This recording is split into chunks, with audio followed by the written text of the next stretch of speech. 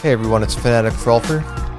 Today we're frolfing at Delano Tiger Drive Disc Golf Course. Hole 1, we have 247 feet, par 3. Nice, easy, open hole to start the day. Basket's up on the hill, sloping left to right. Going with the buzz here. Put it on in a great line, and... right in front of the basket. It was fun with the sun. You could see the shadow of the disc go through the basket. But just a fantastic flight. Felt great to start off with a good throw and a nice birdie putt. Man, I really thought I had that. It would have been a really fun start to the round. All right, heading to hole 2 at 1 under, 227 feet, par 3. This is a tricky one. There's 2 pin positions. This one, it's in a little bit straighter position. Goal is to get through the gap. I go with the Comet that time. It's fading out to the left. I throw the Comet hoping that it will just ride straight, even though I've thrown it on hyzer. I've struggled on this hole. I usually try to throw something that starts fading left too early instead of just focusing on getting through the gap. I looked for a little bit and I ended up finding the Comet in a great spot, just pin high, just left of the basket in the brush. I don't know if it got a kick or something, but left with a nice putt here. I have to straddle out. And it's in on the right side. It's able to catch there. Been working on my straddle putt, just trying to get more pop on it. But yeah, usually this hole I've taken some bigger numbers, and like I said, that one has 2 pin positions. Hole 3, 206, par 3. This one, another gap shot. Have to get it straight and then let it start pushing to the left the entire way. I go with my Z zone, hoping for a skip.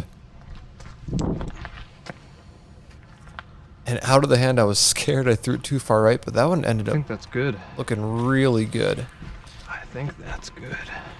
I threw it on hyzer, and when you throw it on hyzer, you still have to aim at the gap and then let it swing to the left. What's fun about this hole, you can tell that they cut the one side of the trees on the right. So they've done a good job with upkeep on this course. Oh my goodness. And look at that. Getting it close, another great throw. Nice easy look here, got the tree to deal with. Left side, but in. I probably should have straddled out more instead of just doing my normal putting, just to get lined up with the basket better. But that, folks, is another birdie, starting out very hot. Heading on to hole 4, 200 feet, par 3. This is, again, early on, lots of gaps between 2 through 4. I'll go with the Buzz SS here, feeling confident that I can get the shape that I want. Put a great move on this. Oh boy, that went so far. But because I went with the Buzz SS, it got there fast and ended up skipping past the hill here. Nice little addition to this course. They added in that little, that base of the basket, that wooden base. I really like that addition. So you can see kind of a tricky lie here, but I do have an opening. Question is, do I run it? I've had a great start, so I decide to run it here. Even if I miss it, I'll have a longer putt. Oh, and I get it. Let's go. What a putt. I was pumped up after that. Tough little gap one there. I just was feeling very confident. And I figured, you know what? I started out 3 straight birdies. Why not try to make it 4? And I do. And now we're heading on to hole 5. Heading back out to the open, 98 feet uphill. Just a nice easy turnover Luna shot. This one can be easy to overthrow, so I don't mess around with it there. For funsies, I throw a second Luna, and that was not good. Just on hyzer, and really faded out early. And look at this one, nice and close. I've usually ended up at the backstop, the baseball field there. So that was nice to park that. At this point, I'm feeling amazing. 4 down through 4. Oh no, 5 down through 5. Heading to hole 6. Tricky hole. This one's kind of shaped like a crescent of the moon, just curving right the entire way. It opens up and then it goes back into the woods. And I go with the Buzz SS on a turnover line, trying to penetrate into the woods. Usually what I've done in this hole is I take a zone and just throw a standstill forehand upshot, so then I have a window to throw into the gap here that you'll see. So this is my first time doing the Buzz SS play, and it turned out to be way better than I thought. Right in the middle of the fairway. This one has 2 basket positions. It's in the deeper position, so I'm trying to get there with my blue zone again, Z zone. Decided to try to cut the inside line here, and I pay the price. Ended up hitting the tree there. I was pretty annoyed at that. Looks like the birdie streak's gonna come to the end. Just trying to throw a little upshot here, not at the trees. No way. Oh, and I hit the basket. Tell you what. Still almost get the birdie. Yeah, this is a very technical, very tricky hole, especially in the far position. It's even harder to get a good second shot there. Tapping in for par. I've taken lots of bogeys on this hole, so par is still good. And on to hole 7, 154 feet. Still at 5 under. Go with the Z zone here, keep it low. Have it skip left. Oh. And it hit a tree. Okay, still good. Initially, I thought I don't know, complaining, but it is very close. The tree probably helped it, to be completely honest. Tap in for birdie. Back on the birdie train, folks. This course is fun. You start out, there's a few open ones, but very technical, short holes. And I don't mind it as much because they keep good care of it. All right, hole 8, 179, par 3. This one's more of a dog leg. You have a Mando to go around, so I throw high with the machete on flat angle and let it stall to the left. This one Dang it. was looking really good. It hit a late tree, but it got most of the way there. I've tried lots of different lines on this hole. Low skip shot, even the forehand roller, but this is the one I've had the most success with. All right, got a nice putt here for another birdie. Through the trees. That one felt great. Let's go. Just absolutely striped that one. Putt's feeling good. Throws are feeling great. I'm on one today, folks. And you can really tell when you play wooded courses how accurate your drives are. That's for sure. Hole 9. Still, we're at 7 down. 361 feet par 4. This one kind of starts out straight and does a little S shape. Slightly uphill. I go with my Zeus. And that one kicked left hard. I just need to throw it a little flatter to get some more turn of it. So I'm left. Still got some pretty good distance on it, but I got a tricky upshot here. I decided to go with the zone and try to stall something that will fade right. And that one I was trying to go a little bit more left, so then it wouldn't stall as much to the right. So it got towards the basket, but I got a longer putt here. But thankfully the putt is feeling fantastic. 8 down through the front 9, heading to hole 10. Par 4, 408 feet. This one's a unique one. You gotta be mindful of the baseball field and the trees on the right. I'm throwing a big hyzer to the right, letting it stall and fade back over the trees and then into the field, because the basket's on the left side of the trees down there. This is a unique one, that's for sure. So I have a putt for eagle, and that one wasn't very good.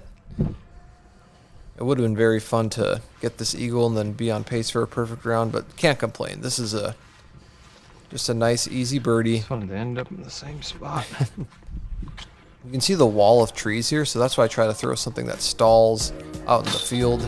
You don't want to contend with getting stuck in the middle of those trees. Another birdie there. Heading on to hole 11, 9 under, 265 feet. This one goes up. Slightly to the right and then fades back. Go with the Buzz SS and threw that thing way too high. Somehow that worked out. Thankfully, not left with anything too crazy. Ooh, just a little putt there through the trees. I wasn't trying to really run it because I didn't want to get in trouble with the elevated basket and just trying to get through that gap first and foremost. Nice little putt for par here. Oh. And that was maybe should have taken more time on that. You're exactly right, Brett. I couldn't agree with you more. Hole 12. This is a funky one. 259. Curves along the fence of the baseball field. I go with the Buzz SS. You probably can't on an Anheuser backhand line and let it stall and fade out. I've gone with the forehand hyzer. I'm just not as confident throwing the forehand here. And the mistake that can happen is you throw it too high and it goes up in the baseball field. So this one, looking pretty good. Stalled out a little early. Got a little putt here on a knee, on a straddle. And right side chains. Doesn't catch. I was disappointed, but you know, I still had a look for the birdie, just didn't capitalize on the putt, tap it in for par. Back-to-back pars, but those are holes you can take big numbers on easily. Heading on to hole 13, 9 under par, 246 feet, par 3. This is a nice little low ceiling to start. Let it fade to the left. Get over the sidewalk. Slow down. Yes. The line was fantastic there, and little ground play, which is perfect. Don't want it to skip too far past. This is actually shorter than I thought. A little bit of a putt here, but I'm making that. Like I said, this is the most confident my putt has ever felt, and it really shows, because even some of the holes where I didn't get birdied, I had looks and was hitting the basket. What a beautiful day for disc golf and football. Hole 14, we're at 10 under par now, 343 feet, par 3. This one goes past the baseball field on the right. Go with my vulture here. Putting a good move on it. A little bit of ground play, and we are close once again. This one will depend on the wind, but I know I can put a good move out with the vulture and get it close. If it's windy, maybe go something a little faster. Nice little putt here for another birdie. So unfortunately, the next hole is one of my favorite holes of the course, and it is no longer with us. They're doing some sort of construction and they had to take out the hole. It's a huge bummer, and you'll see why. It really complemented this course well. Just a tunnel of trees. It was just such a beautiful hole. So RIP, had to skip it because it's not there anymore. Hole 16 had to play from the short tee pad because of the construction. Hole 16 tee pad is gone, so it's about 200-ish feet. This is also a bummer that the big tee pad isn't there, so I just go with a Luna there on hyzer, let it push straight, and a tap in birdie.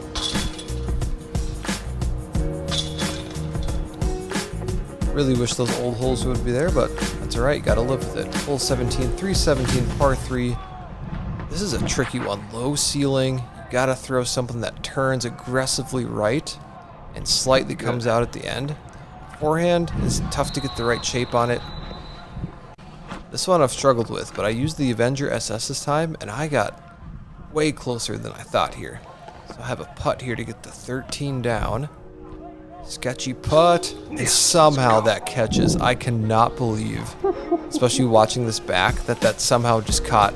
Oh no. Caught enough to stay in the basket. If I miss that, it's going down the hill towards the fence. I'll come back for par. But I get it. That's a huge birdie. Go through some football for you. The visitors just scored a touchdown to get to 25. And they decide to go for 2.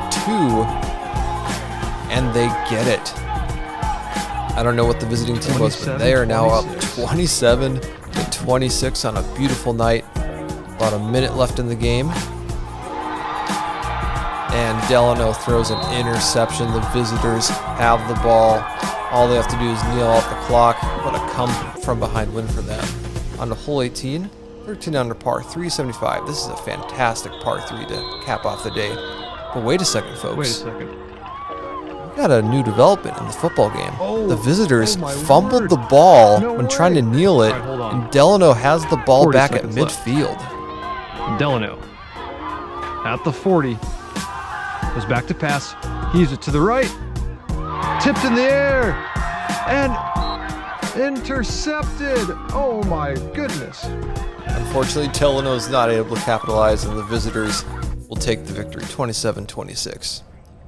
Back to the hole 18. I go with the Zeus here, my more stable Zeus, but I don't hang it out wide enough to the right. Didn't get it flat enough, and that one hyzered early. And this green, the mistake is to go right and go too far to the right, because now I hyzered out early and I got no look at the basket. Thought about going scuba, but I just take my putter, throw it high, let it fade in through the tree, and it hits the top of the basket. No way. It hit the basket.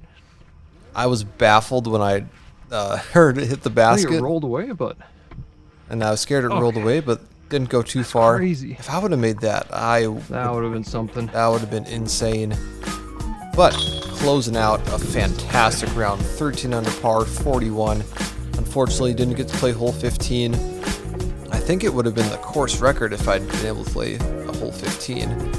I believe the whole course record is -13. But yeah, fun little course. The bugs weren't bad that day, which was nice. Got some fun variety of shots, and it's usually not very busy.